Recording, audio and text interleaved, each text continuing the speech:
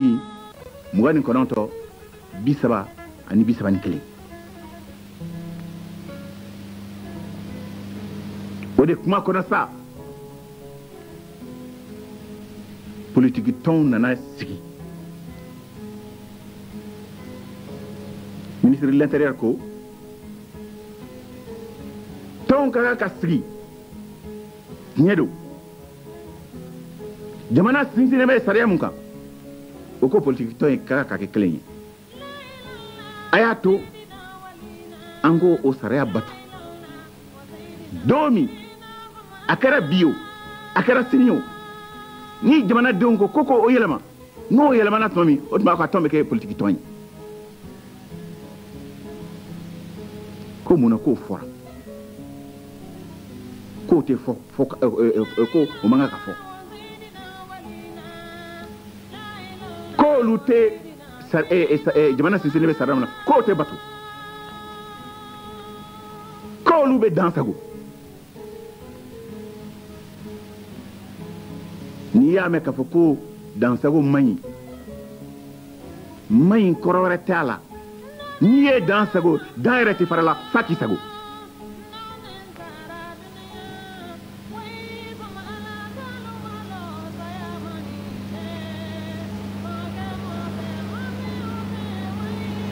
Misideni a tɛ wara dɔn nka bari ba y'a dɔn. Denmisɛnninw nana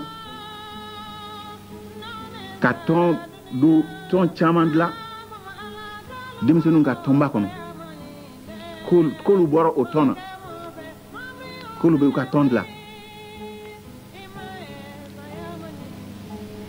Kabini o fana kɛra a ka ca kalo 3 ye bi Bamakɔ kɔnɔ kalandenw ma lɔgɔkun kelen kɛ kalan na. Ni bɔli tɛ bɔli ye ni mankan tɛ mankan ye ni tiɲɛni tɛ tiɲɛni ye Bamakɔ ye dɔ dɔn o la sa. An ko ka denmisɛnw nɛgɛ ka kuma bɛɛ f'u ye. Cɛw kumana musow kumana denmisɛnw yɛrɛ kumana.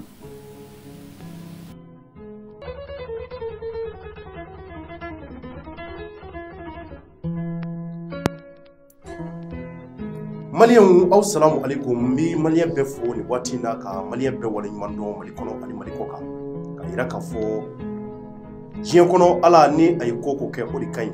Anw ye adamadenw ye malienw an bɛna bi sini an bɛ taa waati o waati o bɛ ala de bolo. Diɲɛlatigɛ bɛ kɛ diɲɛ sira o sira kan o ala kelen de b'a dɔn fana a bɛ laban cogo min na. An b'an kanubaw fo minnu bɛ ka lajɛ diɲɛ jamana o jamana kan Mali kɔnɔ ani Mali kɔ kan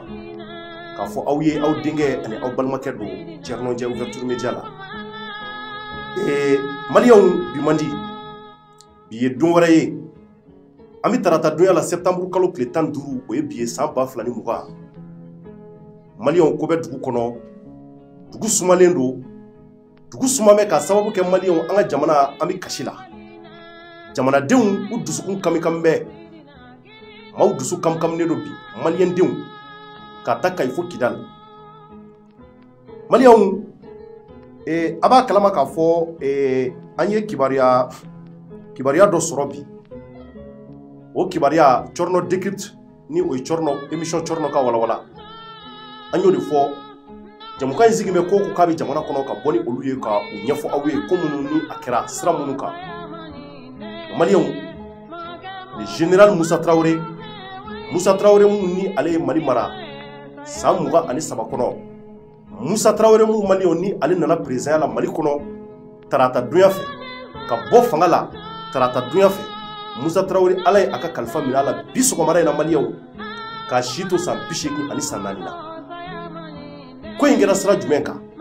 An bɛ se ka mun fɔ aw ye fɔlɔ sabula bi tile kɔnɔ an bɛna bɔ Malienw ni ka se ka Musa Traoré yɛrɛ ye jɔnni ye ka don a ka ko caman na k'o ɲɛfɔ aw ye. Ale mun ye anw ka jamana mara. Modibo Keita ale ka fanga bannen kɔfɛ Malienw bi ye don dɔ tuguni ye. Nin bɛ fɛn caman yira anw adamadenw na nin bɛ fɛn caman yira anw minnu bɛ bi ko anw bɛ fanga nɔ anw minnu bɛ bi k'an bɛ jɔyɔrɔw nɔ anw minnu bɛ bi k'an bɛ ko wɛrɛ la k'an bɛ nata kow la mun de jamana ko ye nin bɛ ko caman yira an na nin bɛ an miiri janya maliyɛnw le général Musa Traoré ala ye a ka kalifa minɛ a la ka si to san 84 san 4 la Musa Traoré a bangina septembre kalo tile 25 san 1936 Kayi mara la dugu dɔ bɛ yen n'u b'o wele ko Sokoto. Musa Traoré ale bangina o dugu in na depuis o waati fo kana bila bila bɛɛ b'a kalama k'a fɔ Musa Traoré ala ye ale kɛ jamana ɲɛmaa ye waati min na Modibo Keyita tun ye Mali président ye o ma dogo mɔgɔ la en 1960 anw ka jamana a kɛlen ka a ka yɛrɛma hɔrɔnya ta ni o ye indépendance ye jamana kalifara Modibo Keyita de la a waati y'a sɔrɔ la Musa Traoré malien il était le lieutenant 1968 kɔnɔ a yira k'a fɔ an ka jamana sigilen indépendance kɔnɔ Mali kɛlen ka a yɛrɛ sɔrɔ hɛrɛma hɔrɔnya kɔnɔna na coup d'état nana kɛ Modibo Keyita la waati malien Musa Traoré ale de tun bi tenitigiw ɲɛma o waati mun b'a to ka se ka fanga ndaraki Modibo Keyita la o Modibo Keyita mun malien ni ale an ka jamana mara san 8 kɔnɔ k'a ta 1960 la 1968 n'o bɛnna san 1968 ma Modibo ka fanga nana ban o waati la malien hukumu kɔnɔ ko caman dɛmɛna o la an delila k'o fɔ tariku kɔnɔ ko caman tɛmɛna o la anw ni Musa Traoré ani Modibo Keyita ka garde corps kɔrɔ dɔ an n'ale delila ka sigi n'o ye Amadu Sinayogo a bɛ balo la ka fɛn caman fɔ an ye coup d'état ninnu kɛra cogo min na nka bi o Musa Traoré mun malien ni ale ye fanga minɛ Modibo Keyita la ka se ka Mali minɛ Mali minɛnen kɔfɛ malien k'a lajɛ a waati o y'a sɔrɔ an ka Mali constitution mun tun bɛ yen 1960 kɔnɔ ni o tun bɛ Modibo Keyita bolo o yogo yabara k'o ko bɔ yen Musa ye fanga ta Mali kɔnɔna na 1969 baaraw nana sabati Musa Traoré bolo malien o waati a ye san 20 ani san 3 de kɛ anw ka jamana kunna Musa Traoré ala ma tɛmɛ dɔgɔkun tɛmɛnen an ka finitigilaka minnu bɛ yen k'olu fana Ibrahim Boubacar Keyita bɔ fanga la ani olu ye ɲɔgɔn ye nka minnu bɛ Musa Traoré la mun de y'a sɔrɔ caman ye ɲininkali kɛ k'a fɔ ko nin kɛra cunga saya ye nka maliyɛnw an kana ɲinɛ k'a fɔ dɛ n'i nana diɲɛ na don min na saya fana i sigi a kan k'a fɔ don bɛɛ i bɛ se ka taa faamaya t'o la fantanya t'o la seba t'o la maliyɛnw k'a yira k'a fɔ k'i kɛra président i kɛra ministre ye i kɛra jamantigi ye i kɛra nafolotigi ye waati o waati ko saya mago jɔra e la a bɛ taa n'i ye o de la an bɛ dugawu kɛ Musa Traoré a n'a ka denbaya maliyɛnw k'a fɔ ala ka hinɛ a la ala ka dayɔrɔ nɛɛma ni kibaruya ye an ye nin sɔrɔ dugu jɛlen Bamako kɔnɔ ka cari jamana bɛɛ kɔnɔ ka jamanaden bɛɛ kunnafoni k'a fɔ a ka jamana président kɔrɔ n'o ye Musa Traoré ye ala ye kalifa minɛ a la maliyɛnw ko minnu n'a kɛra maaw ka ɲininkaliw nana cari k'a yira k'a fɔ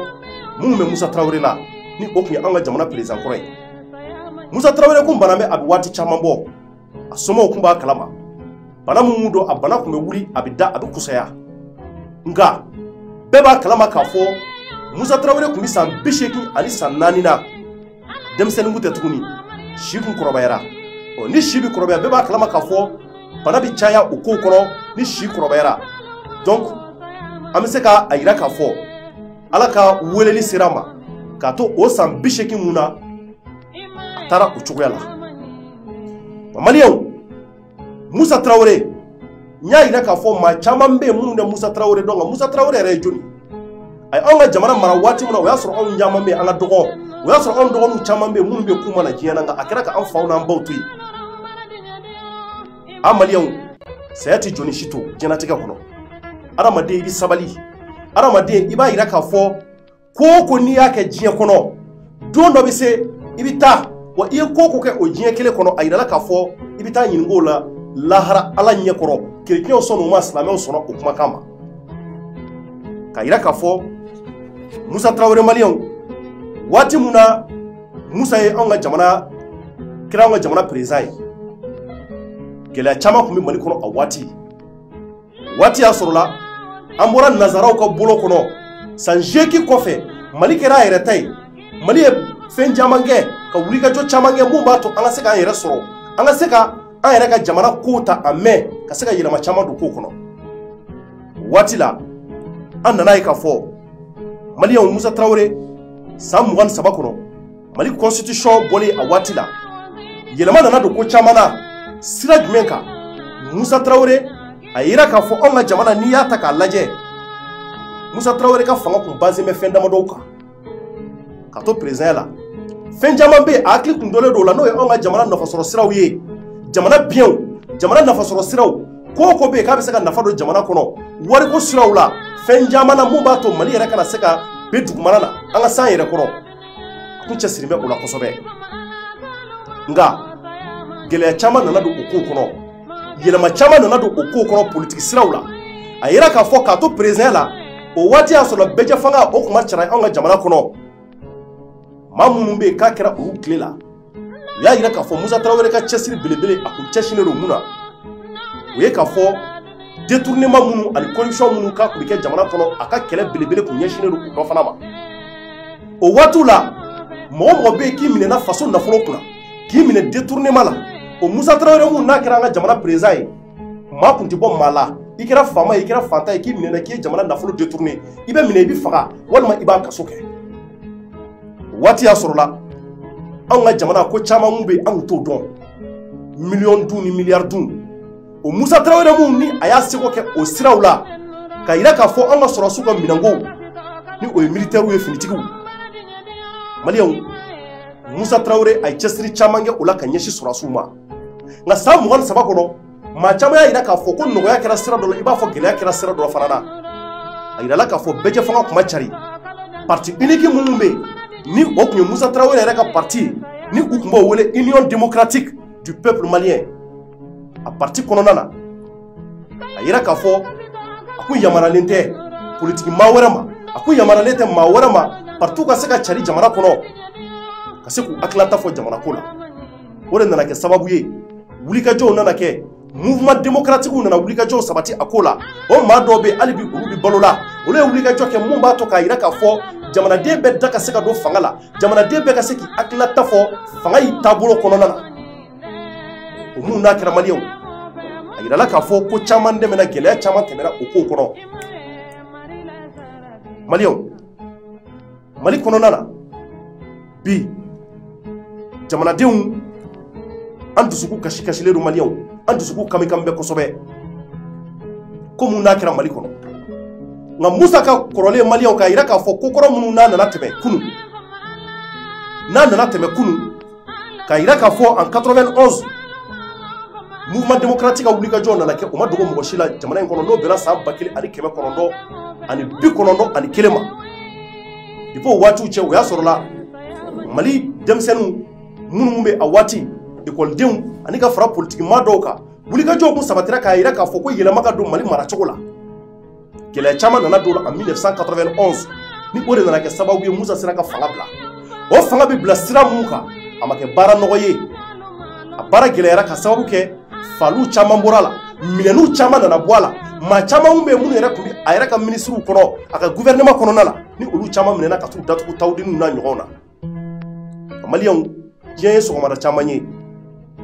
ko caman bɛ yen i b'a ye k'a fɔ a bɛ kɛ waati minnu na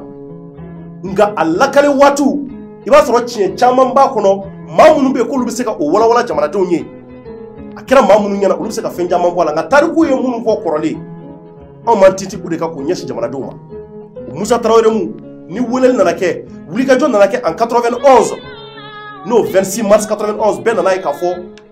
maa caman bɔnɛna a ni la o waatiw la kuma caman nana tɛmɛ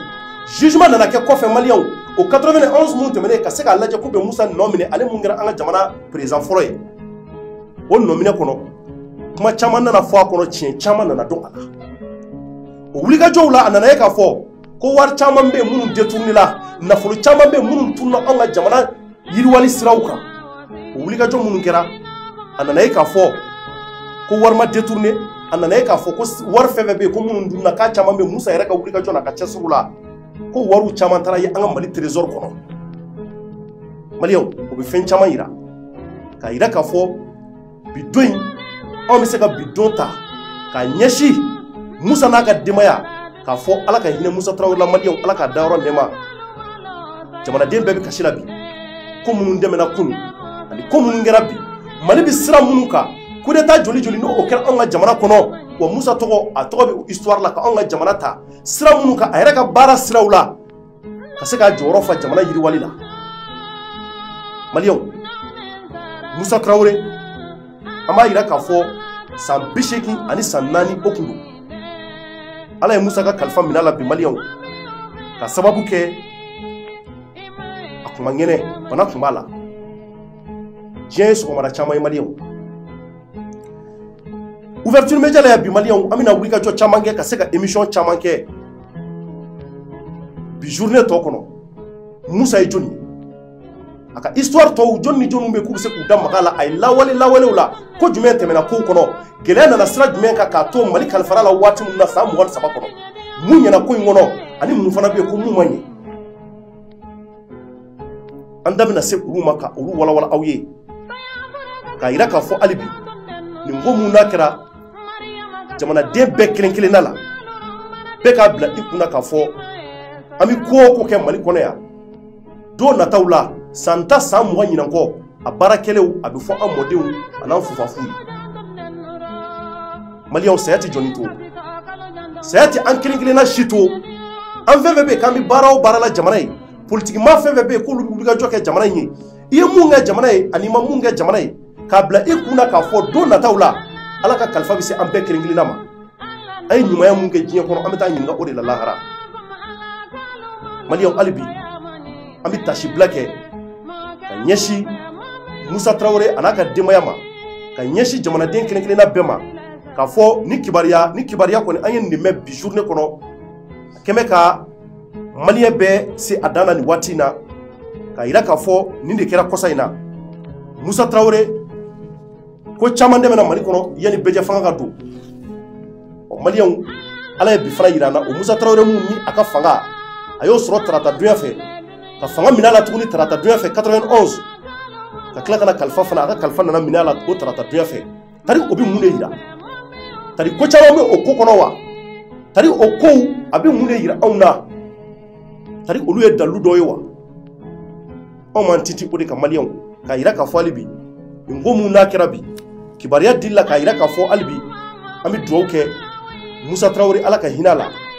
Ala ka dayɔrɔ nɛɛma maliyɛnw anw minnu fana bɛ yen ko an bɛ diɲɛ kɔnɔ yan an ka baarakɛtaw an k'u caya an ka wulikajɔw caya an ka jamana kanu na an ka wulikajɔw caya ko ɲumanw na ka ɲɛsin jamana ka ɲɛtaa ma ani jamana bɛ se ka bɔ nɔgɔ la cogo mun na mun b'a to an ka se ka yuruguyurugu kɛlɛ ka bɔ an ka jamana kɔnɔ an ka se ka ko caman kɛlɛ ka bɔ an ka jamana kɔnɔ o de anw ka laɲini su ani tile maliyɛnw o hukumu na n bɛ aw fo ka waleɲuman dɔn jamanaden kelen kelenna bɛɛ k'a fɔ journée tɔ kɔnɔ inshallah Musa Tarawele a ka biographie a ka kow tɛmɛna sira minnu kan wulikajɔw kɛlen 26 mars tɛmɛnen k'a wele kana bɔgɔ jeninen sanfɛ k'a ɲininka ko nana tɛmɛ sira jumɛn kan 26 mars kow kɔnɔ a ye ko minnu kɛ jamana ye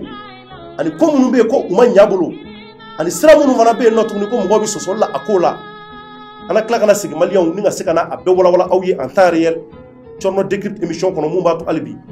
jamanadenw a bɛ se ka faamuyali sɔrɔ kow la cogo min na n bɛ bɛɛ fo ka bɛɛ waleɲuman dɔn maliyɛn cɛman ni musoman ka bɛɛ fo ka fɔ a k'an bɛn waati wɛrɛ ko n'a nana bɔ nin kɔnɔ an na bɔ ni ka se ka na ka na o walawala aw ye tuguni hali bi Ala ka hinɛ taba la Ala ka dayɔrɔ nɛɛma merci à toutes et à tous.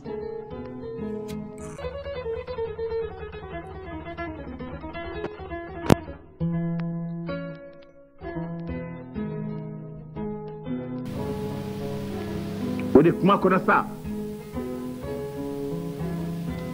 politiki tɔnw nana sigi ministre de l'intérieur ko tɔnw ka kan ka sigi tiɲɛ don jamana sinsinnen bɛ sariya mun kan o ko politiki tɔn in ka kan ka kɛ kelen ye a y'a to an k'o sariya batu don min a kɛra bi o a kɛra sini o ni jamanadenw ko ko o yɛlɛma n'o yɛlɛmana tuma min o tuma ka tɔn bɛ kɛ politiki tɔn ye ko mun na k'o fɔra k'o tɛ fɔ ko o man kan ka fɔ k'olu tɛ jamana sinsinlen bɛ sariya min na k'o tɛ batu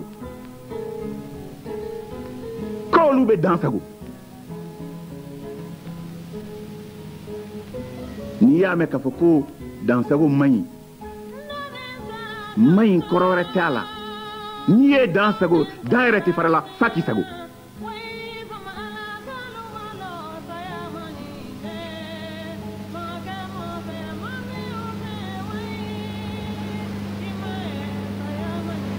misideni a tɛ wara dɔn nka bari ba y'a dɔn denmisɛnninw nana ka tɔn caman dilan denmisɛnninw ka tɔnba kɔnɔ k'olu bɔra o tɔn na k'olu bɛ u ka tɔn dilan